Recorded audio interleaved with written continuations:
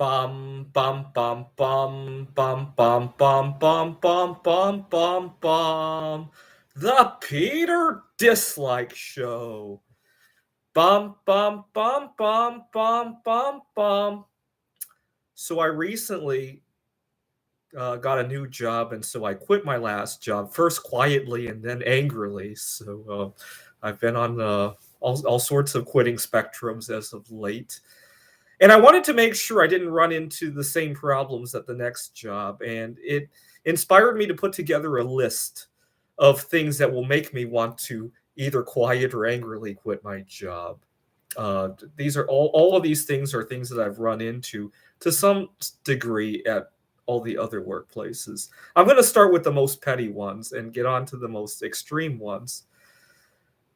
So I wanted to know how frequently the paychecks were going to come in. Lately, there's been a movement on same day pay. I would love that, but I'm willing to settle for less than that. When I was working in Seattle, Washington, it was not unusual for some jobs to only cut a check once a month, if you can believe it. In Washington, that's the requirement is once a month. Here it's twice a month, so at least it's a little bit better. But I would hope for more than that, and not because I'm desperate. I just want to invest the money as soon as I get it. I know it's petty, but at the same time, as I'm working, why should my money be held somewhere else, right? I really dislike, even when I'm apartment shopping, I dislike having security deposits, not because I want to destroy the place, but I just don't want my money tied up. Sometimes I'll even negotiate to see if I can leave a gold coin with the landlord instead of a security deposit. Most people will think that's very unorthodox. I've never successfully done it, but I still ask because I want to show that my purpose is not because I want to destroy your place. It's just I don't want my money tied up. We're in a hyperinflation environment, right? We need to be getting paid 3 times a day so we can go out and buy stuff with it, right?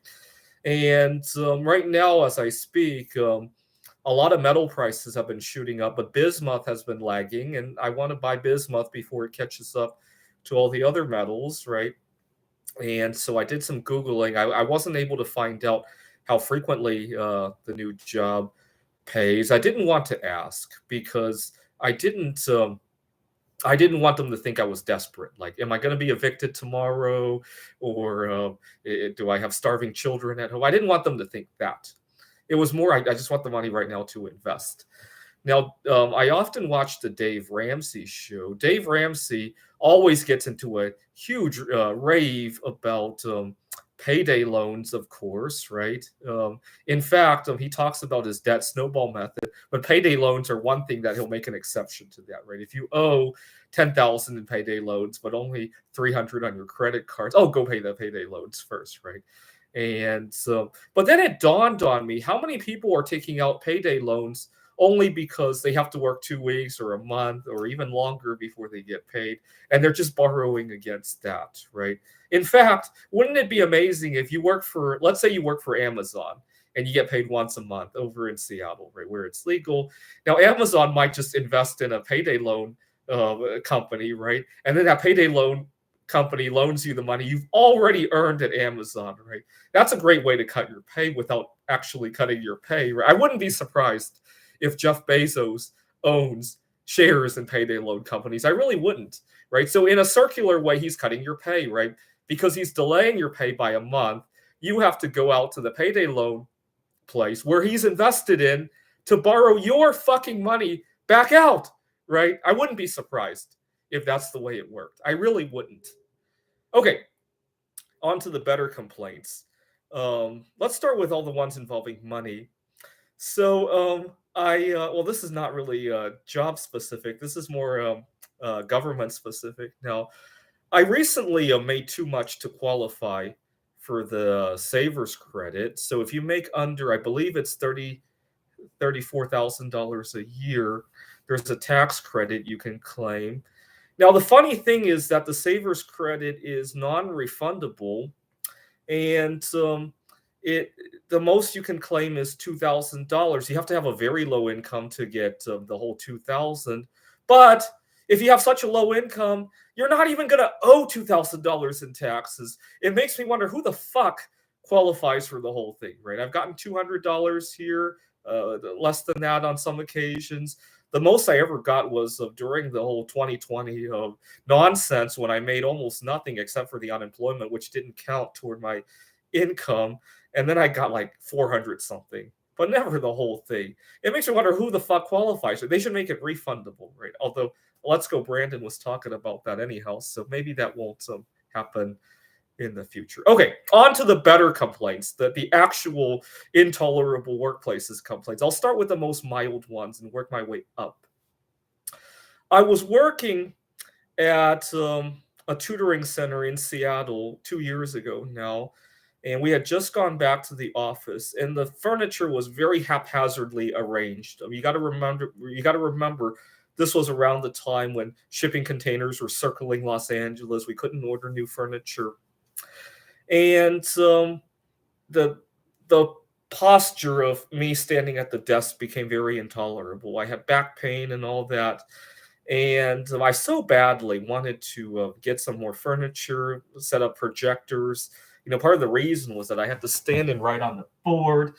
And then one student drove me nuts. We had a classroom that might fit, I want to say 15 people. There were only 10 in there. But this one student insisted on sitting right next to me at my desk, so I couldn't even push that desk a little bit further. Now, I normally might have argued with the student, but he was doing very well in the class. This was an SAT prep class. He had improved from a 500 to like a 700 within the space of a few weeks, and I thought that was how he studied. When I went to talk to my boss about it, he poo-pooed the whole thing. He didn't seem to care about my posture. And I went to Google some information about this, whether or not people have had complaints about workplace issues. And I saw a few people who got reprimanded for wanting to sit instead of stand at a cashier job, or the other way around, right? They want to get a standing desk because they're sitting too much at their workplace. I actually just ran into this other problem. Now, my complaint is, how about we have a standard that says whether or not you're getting the fuck done at your job, right? Not whether or not you're standing or sitting when you want to, not how you want to dress, right? As long as it's not obscene or anything, not, you get the idea, right? Even if you show up late, if it gets your work done, right? If the way you get your work done is because you show up 10 minutes late and you do double as much, right? Please show up 10 minutes late, right? If you're, you get the idea, right? Look at the output, right? Don't look at all the stuff that goes into it. Now, speaking of looking at the output, a lot of times at my workplace, people judge me for things that happen outside of work. My relationship status, my eating habits, my hobbies. They see me as a lesser human because I go out by myself, And so, unfortunately, the workplace is a very difficult place to tell people that you don't want to talk about what you're doing this weekend, and oftentimes some food gets involved in the workplace, and you refuse food, and people judge you for it, right? See, I wish instead of calling it your what you eat or your diet or your allergies, or we should have a term called dietary orientation, right?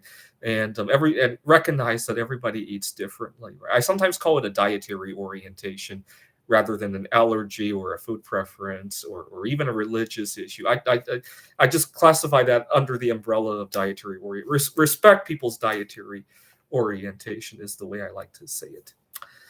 Now, these last couple of years, there's been a lot of discussion about sexual harassment. But unfortunately, if you're not in the right gender, I'm not going to use words here, but if the harassment happens with the wrong genders, nobody hears you out on it, right? And I've been on the wrong end of that, unfortunately. People just expect that if you're a certain gender, you should be allowed to be harassed, right? For some bizarre reason. Okay, I'm not going to talk too much about that. Bordering on that is sometimes I've already complained way too much about this in other videos.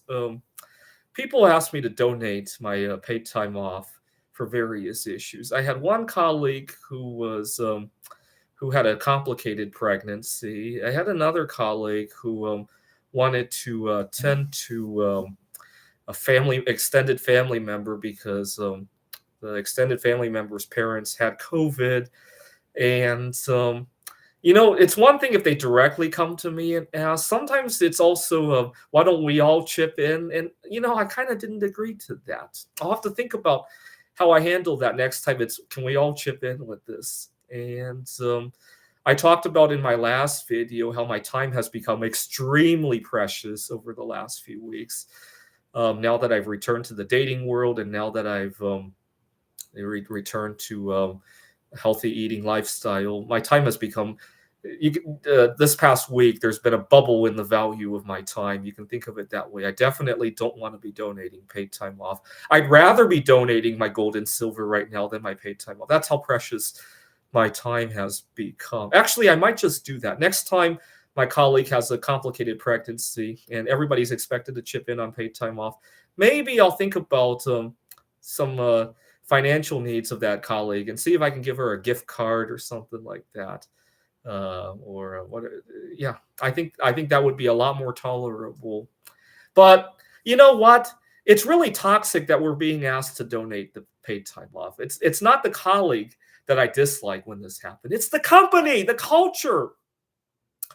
It creates a toxic rift, right? The truth is that maybe our employer doesn't want to give her the time off, but they don't have the nerve to tell her that. So they have this donation policy so that we can all tell her that we don't want to give her the time off, when it's really the company that doesn't, right?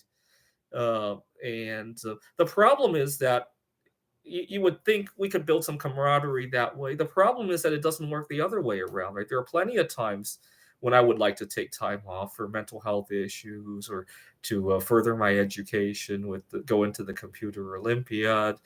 You get the idea, right? If it would work both ways, I might be all for it, right?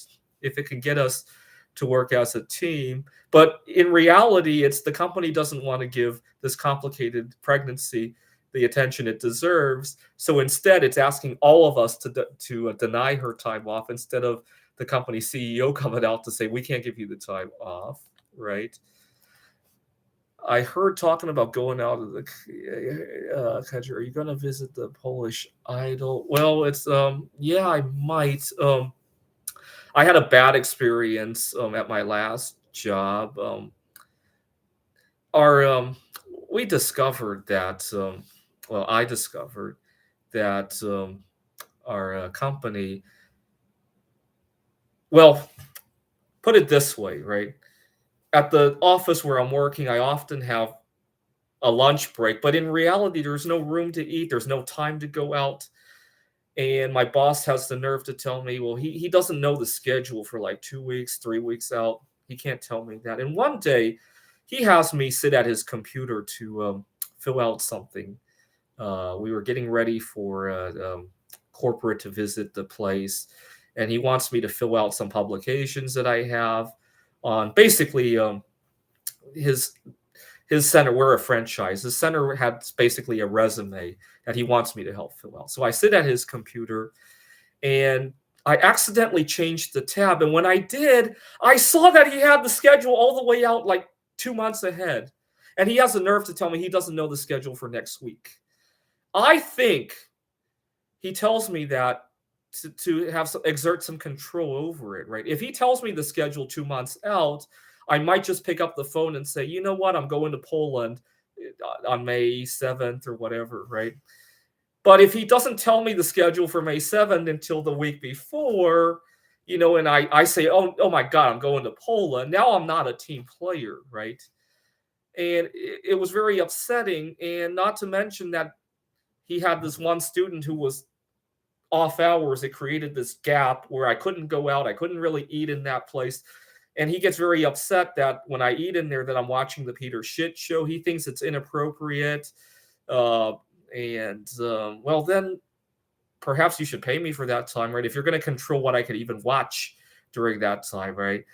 It's not like there's enough time for me to go home or go anywhere. There's not even a coffee shop nearby or anything like that.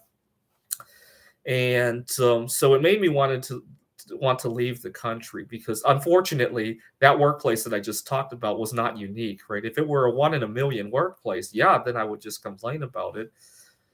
But anyway, so the first thing I did, I was interviewing at another tutoring center. The first thing I asked is, how far ahead do we know the schedule?